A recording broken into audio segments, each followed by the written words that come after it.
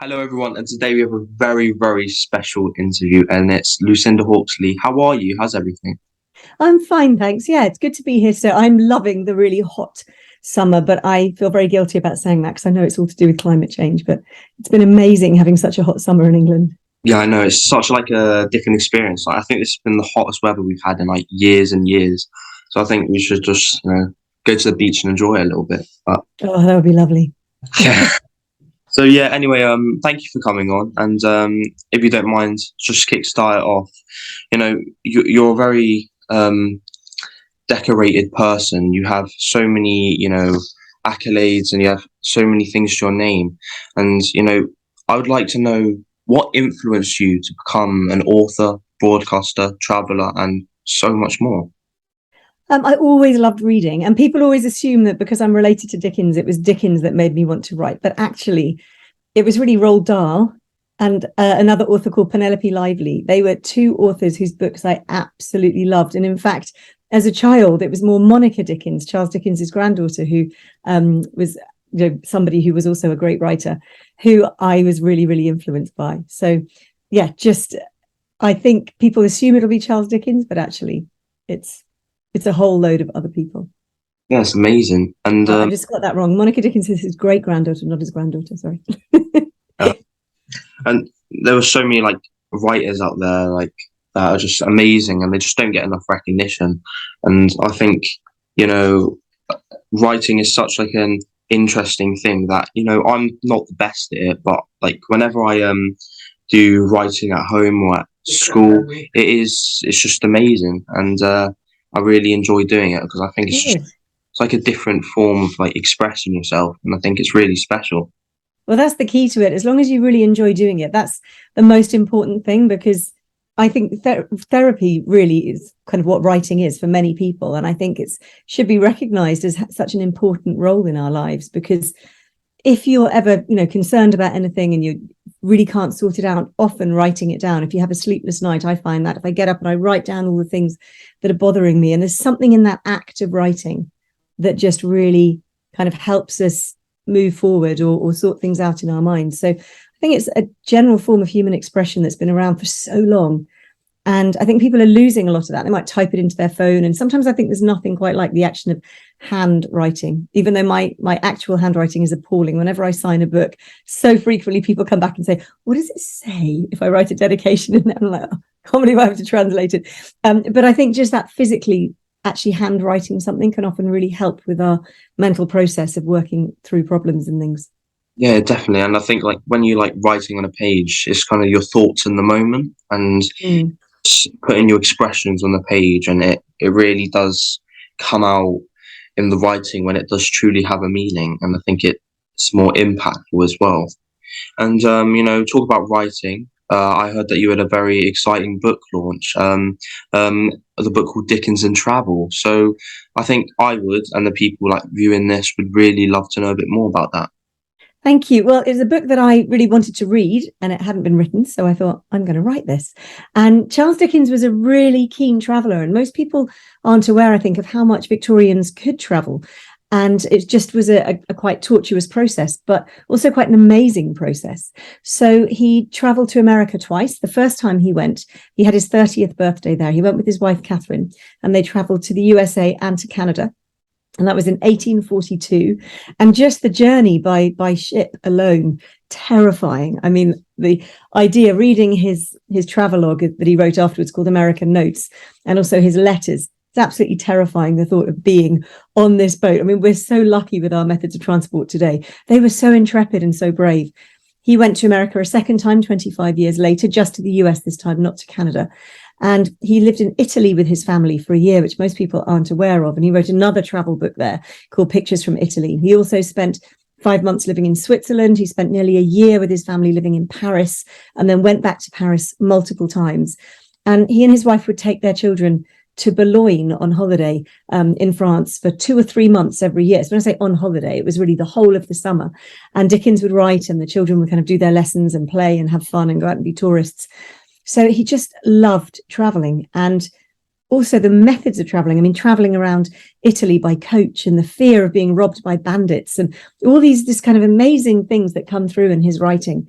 And he would just pop back to England from Italy. It would take about 2 weeks. You know, he'd pop back for a business meeting and come back again. And I just have always loved the history of travel. I worked as a travel writer for a while. I worked freelance, and I worked for the Channel 5 website via B Sky B. So I did a lot of kind of travel writing, and I loved it. I had a kind of golden period where I was going on lots of press trips and writing articles. And I've always just been fascinated by the history of travel as well. And that was really what this book was about. So I was finishing it off during the pandemic when we were all in lockdown and I couldn't travel anywhere.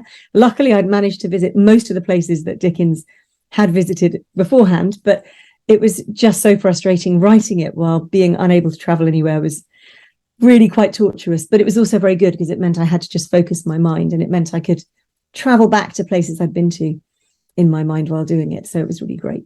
Yeah, I think lockdown did that to us. It made us think about everything that we've done in our lives, and it like kind of made us appreciate it more. Yeah.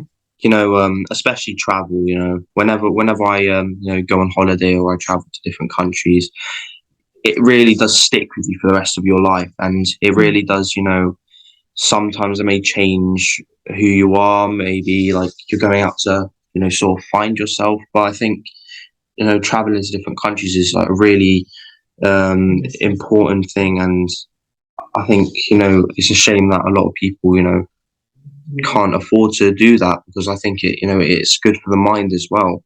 And I agree. And I think at the moment, particularly in Britain, it's become so much more insular, sadly, which I am very sad about. And I think that, you know, the more people travel, the more people meet people from other cultures. It is so true. Not only does it broaden the mind, but it breaks down prejudices. And I think we're in danger of becoming a very insular little island again and losing a lot of the kind of understanding that Britain had of the wider world, and becoming far too self-obsessed. And I think that's another thing that lockdown did. You know, people were told they had to stay within their bubble. They had to just take care of their immediate family and you know, forget everybody else. And I think it's made people a lot more selfish. And I think that's quite sad. And I fear that as Britain kind of closes off so many of its diplomatic relations with other parts of the world, it does really concern me that growing generations just won't have that ease of travel, that ease of movement that my generations had. And I worry about what it's going to do politically for the future. yes, because I feel like we've all changed. We might not like know it, but ever since lockdown started, we've all changed in some way, maybe for the good or for the worse. But I think, you know, being told, you know, to stay in your home alone or stuck in with your family, you're not allowed to go out, it's kind of like restricting freedom. And I know it was a necessity at the time. Of course, But, yeah. yeah, but it's still hard to cope with. And I think, you know, as humans, like it's not natural for us to be stuck in, and we need to go out and be lively. So I think it affected us all, and hopefully we'll get back into you know, the rhythm of it and change. And yeah, talking about travel, in London there is a Dickens Museum that Yes. it's in the house, the Grade 1 building, where he began his married life. Charles Dickens became an established writer and rose to international fame. So what I would like to know is, what is your role in the museum? Well, I'm a patron of the Charles Dickens Museum, and it's a wonderful place. Thank you so much for mentioning it. And for anybody who's traveling to London, or anybody who lives in London and they haven't been there, you just should think, wow, why haven't I been to this place? Or if you've been, go back again, because like so many museums in the pandemic, it really, really struggled financially. And it's such a wonderful place. And what's lovely is it's really starting to come back. The visitor numbers are starting to come back, and it's got that energy again, which it's always had. And it felt very weird on the occasions. I did a couple of bits of filming inside the museum in between lockdowns, but when the museum wasn't really open to the public. And it just felt so different when there weren't people there, because that energy that really encapsulated Dickens, he was an extraordinarily energetic person. He was always kind of striding around and traveling around and having parties. And that really is encapsulated within the home. It's got a wonderful atmosphere. So the Charles Dickens Museum is where Charles and his wife Catherine moved to not long after they got married, a year after they got married. They'd already had one baby. But the problem was they'd been living in Dickens's bachelor quarters and they weren't allowed to have children there. So when Catherine gave birth to a child there, they had to move. And they moved to this house, which is at number 48 Doughty Street in Bloomsbury. And the next two of their children were born there, their two daughters, Mamie and Katie. And it's just a really lovely family home. Now, today, the museum, luckily, because the Dickens Fellowship, who's the kind of international Dickens charity, in 1922, they bought numbers 48 and 49. And it was a wonderful thing to do because there's no way that the charity could possibly afford to buy two Bloomsbury townhouses today. I mean, they cost multi-millions today, but thankfully they were bought at a time when housing wasn't quite so insanely expensive. And so the museum is both houses incorporated. And one thing I love about that is, when I was first a patron, before, and for the last, this is kind of earlier than 10 years ago, when everything was changed, we just had the one house, 48 Doughty Street, and number 49 was rented out. And then there were big renovations done. Oh. And what it means is that there's now a lift at the back of number 49, because as you mentioned, it's grade 1 listed. We couldn't do anything about accessibility in the original house. So now there is a lift. So you enter the museum through number 49. And if you have any accessibility needs, if you're in a wheelchair or sticks, you can actually take a lift up to each floor.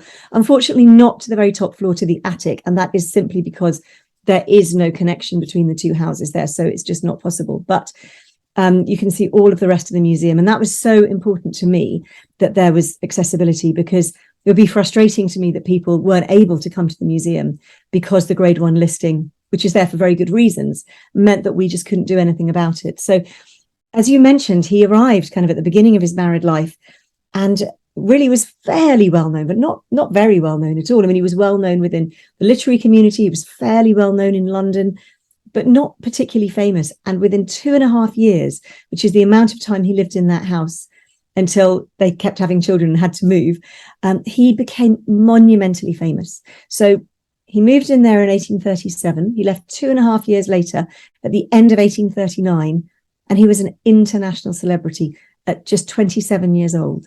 So incredible how rapidly he went from being fairly well known to being super famous.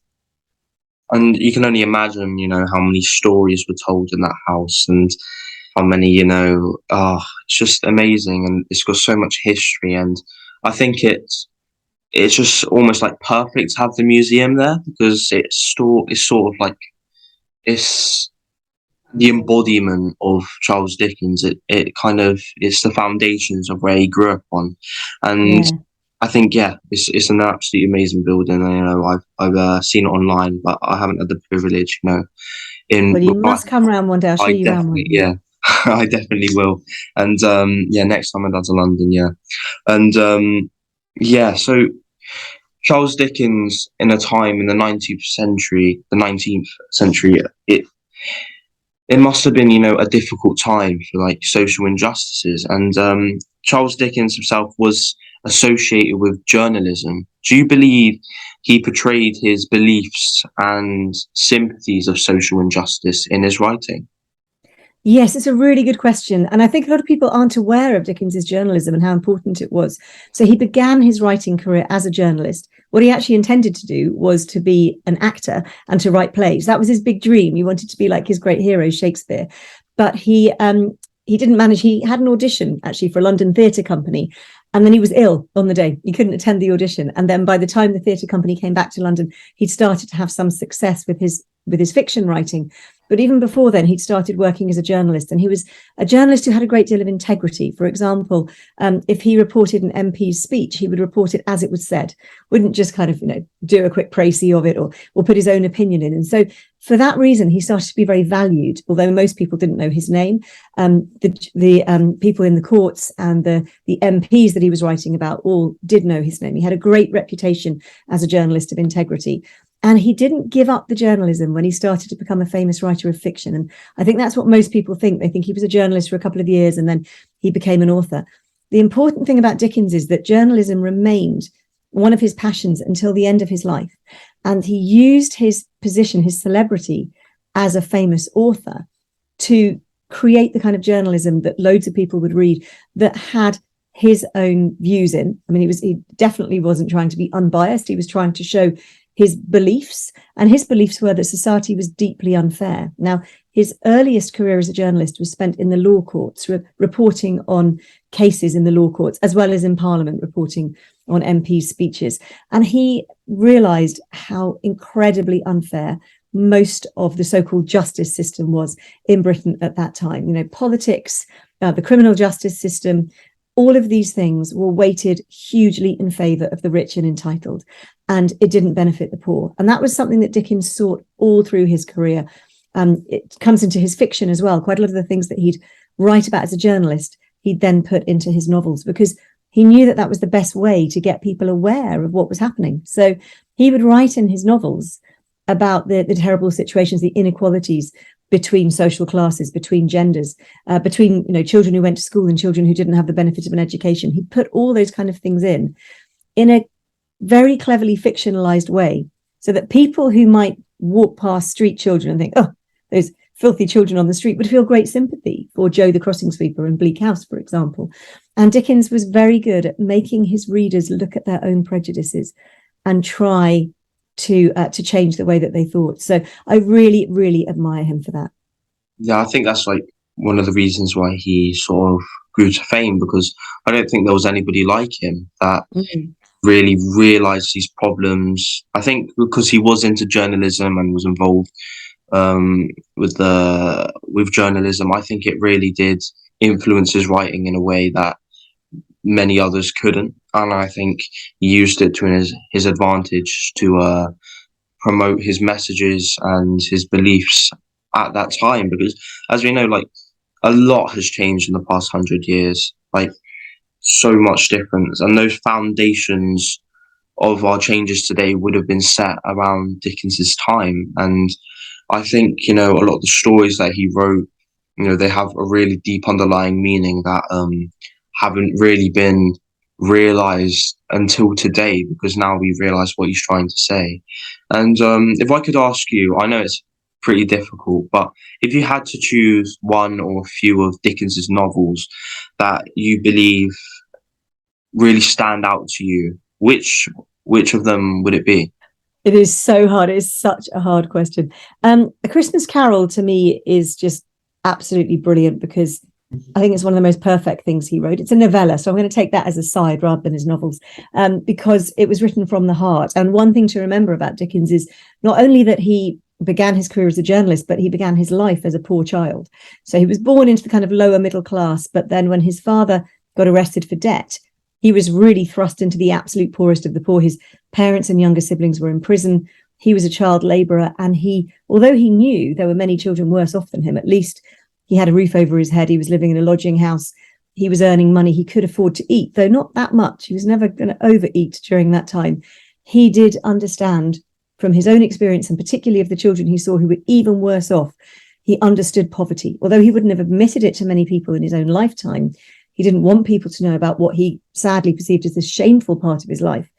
It is what really made him always remember it. And that comes across in A Christmas Carol. The Christmas Carol was written as an angry cry against child poverty. That was his ethos behind it, having read a report into child poverty.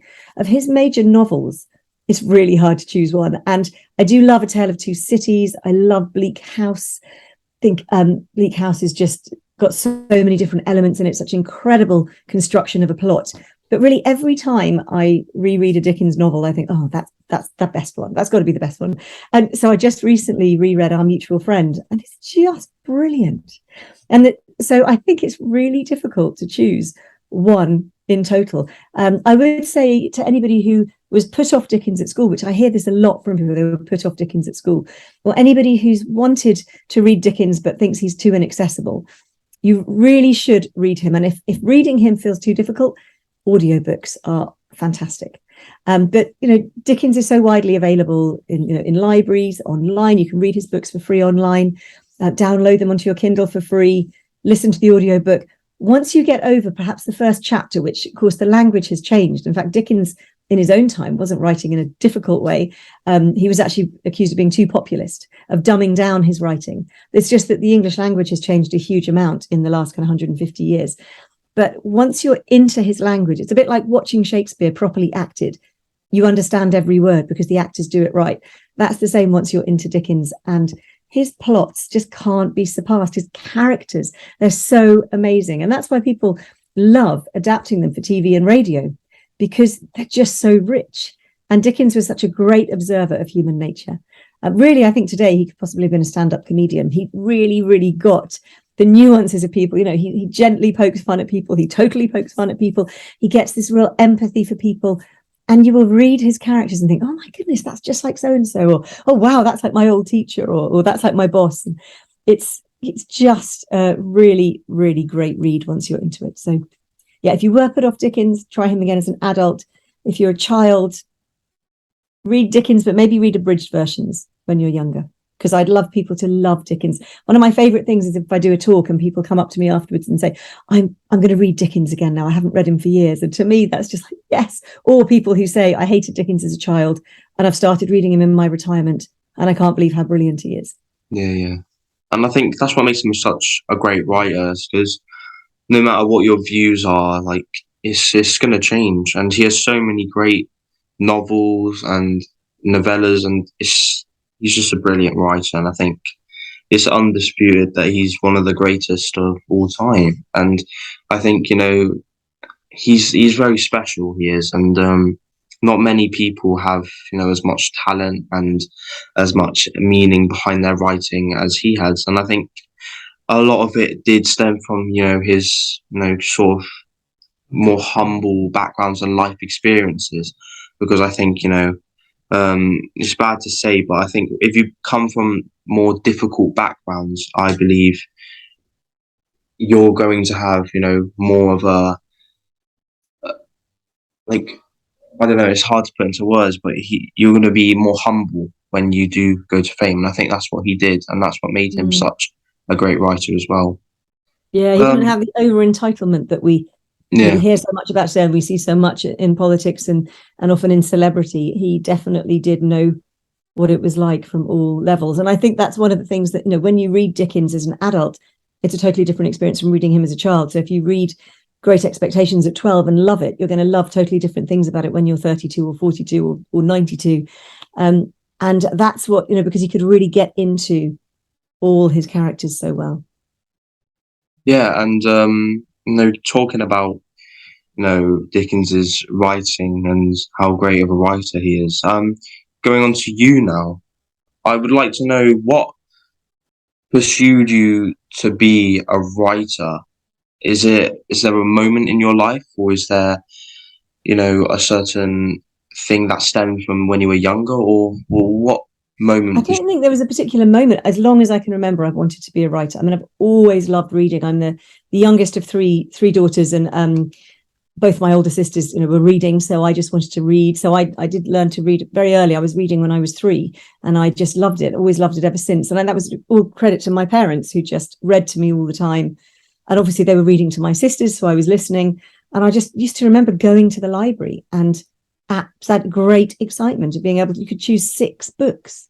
To me, that was an absolute joy. And I think it's so heartbreaking how many libraries are being closed down now in the UK, because how many children are going to miss out on that experience. Without libraries, I would never have become the reader that I am, and therefore probably not the writer that I am.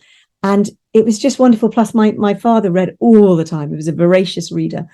And so I just had that example at home of, we would sit and read together. And as a child, I had very, very bad asthma, extremely bad. I was in hospital a lot. So I couldn't do a lot of running around. I couldn't do all the active things that children normally do. So my consolation was books and dogs. You know, I would lie down with a book with the dog next to me, and that would be, you know, how I'd spend my day, because I couldn't just run out and, you know, play football, play tennis, you know, run around the garden without getting ill. So I think that's possibly one of the things that inspired me to just want to be a writer, just from love of reading. And I think there's a lot of snobbishness around children's literature, and, you know, oh, children should read this book, they should read that book. I would say if you can get a child to read anything, doesn't matter if it's comic books, doesn't matter what it is, if you instill in them a love of reading and a love of being able to be transported to another world, not only will it help them in a kind of literary way in terms of their own writing, creativity and development, but it also means that when things are bad in life, they've always got somewhere to escape to. They can always find, you know, a respite from whatever bad things are happening. And I think that's so important, to give a child that ability to escape away from, particularly we see so much, social media, children, they can't escape from bullies or whatever. They can't get into their own world.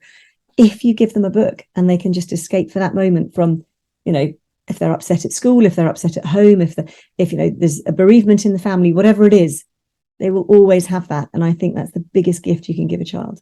Yeah, and I think when you read a book, it really does stimulate your mind as well. It gets you thinking Absolutely. other things. It kind of puts you in that zone where you're not only thinking about what you're reading, but you kind of think about your life and your choices that you make. And I think, yeah, as I said, it is a shame that they're shutting down libraries, because even though you might get a Kindle, you can read online.